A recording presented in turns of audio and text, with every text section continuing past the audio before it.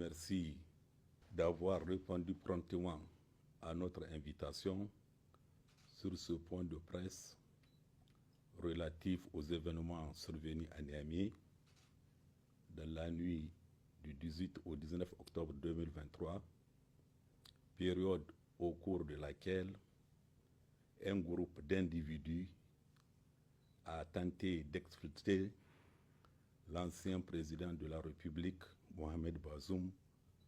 du palais présidentiel où il est gardé depuis le 26 juillet 2023. Par rapport à ces faits, une enquête est en cours pour faire toute la lumière. En attendant la fin de l'enquête, nous tenons à porter à la connaissance de l'opinion nationale et internationale un certain nombre d'éléments et les rassurer ainsi qu'il s'agit des faits réels et non d'une mise en scène comme certains esprits ont essayé de le faire croire. Ce plan d'exfiltration, qui n'est donc pas une vue de l'esprit, loin s'en faut, est prévu pour se dérouler en 4 phases, à savoir la phase préparatoire, la mise en œuvre de l'action, c'est-à-dire l'exfiltration du camp de la GP, regroupement dans un quartier de Niamey dénommé Tchangare et mouvement vers Berninkebi par des hélicoptères. En ce qui concerne cette phase préparatoire, il s'agit de mobiliser le personnel devant participer à l'action, personnel à recruter au sein de la garde présidentielle, de certains membres de la garde rapprochés de l'ancien président Bazoum, ainsi que dans certains membres de sa famille. Il y a également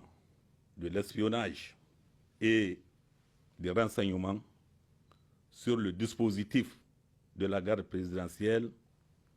à travers des prises de vue, n'est-ce pas, du camp de la garde présidentielle, des filmages, n'est-ce pas, du camp de la garde présidentielle, dont les images sont envoyées aux Français par l'ancien président de la République, c'est-à-dire Bazoum Mohamed. Il y a également la phase de repérage et d'identification du terrain propre à l'atterrissage d'hélicoptères devant acheminer l'ancien président et sa famille vers Berninkebi au Nigeria. Il y a également la désignation d'une maison au quartier Tchangare de Niamey destinée à être le point de regroupement après l'exfiltration du camp de la garde présidentielle, lieu à partir duquel l'ancien président et sa suite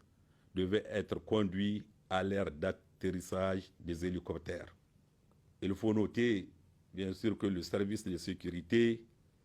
ont eu vent de la préparation du plan d'exfiltration du président déchu et que la surveillance mise en place a confirmé leurs soupçons. En effet, dans la nuit du 18 au 19 octobre 2023, à 3h05 exactement, l'ancien président, sa famille, sa sécurité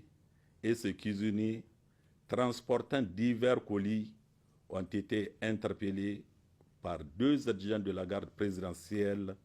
alors qu'ils se dirigeaient vers la sortie du palais. Au même moment, un véhicule en stationnement dans le couloir de l'annexe 2 du ministère de la Défense nationale les attendait en vue de les acheminer dans une maison sise au quartier Tchangare, lieu de regroupement convenu dans le plan. Une fouille minutieuse des colis et une perquisition opérée dans la résidence de l'ancien président ont permis la découverte d'importantes sommes d'argent en CFA et en devises étrangères ainsi que divers biens précieux, notamment une somme de 86 250 500 francs CFA, 17 017 dollars américains, 3 835 euros, 5 livres sterling, 16 CD, 2800 grammes d'or, 333 grammes d'argent, 3 ordinateurs portables, un appareil photo, une antenne de couleur blanche, 2 disques durs, 12 clés USB, 13 téléphones portables, 2 talkie-walkie, 25 actes de cession, 6 titres fonciers, plusieurs puces RTL, une tablette, des bons d'essence d'une valeur de 110 000 francs CFA, une radio Bluetooth, des cartes de rechange des réseaux Move, RTL et Zamani d'une valeur de 133 000 francs CFA, une dizaine de téléphones portables détruits, une arme PA de marque Beretta munie d'un chargeur garni de 14 munitions, une bague électronique. La destruction des téléphones portables autorise à penser que des preuves ont sciemment été détruites. De nombreuses puces de téléphone indiquent des utilisations uniques pour des appels en vue de brouiller les pistes. Les bijoux et autres effets personnels de l'épouse de l'ancien président ne laissent aucun doute quant à un projet de départ définitif de lui. Il y a lieu de noter en outre qu'une somme de 68 millions de francs CFA et de fortes sommes en devises étrangères ont été saisies sur certains membres de la garde présidentielle et d'anciens membres de la garde rapprochée du président Déchi, tous impliqués dans le projet. La maison sise au quartier Tchangare, devant servir du lieu de regroupement, a été identifiée comme étant la propriété de Ben Hamey, un ancien membre de la garde rapprochée de Bazoum. Celui-ci a opposé une vive résistance à son interpellation en ouvrant le feu sur les éléments des FDS, blessant grièvement l'un d'entre eux. Une perquisition dans sa maison a permis de découvrir et de saisir un certain nombre d'effets, dont des armes à feu, notamment un pistolet automatique et un fusil AK-47, des chargeurs et des munitions. En outre, il a été relevé la présence d'un groupe de charlatans en plein travail. Il est à noter que l'épouse du nommé Ben Hamey, cerveau présumé de cette opération, a été isolée du monde extérieur par ce dernier pour éviter toute fuite ou dénonciation. D'ores et déjà, 23 personnes civiles et militaires ont été interpellées dans le cadre de cette affaire. Leurs interrogatoires se poursuivent. À la fin, les juridictions compétentes seront saisies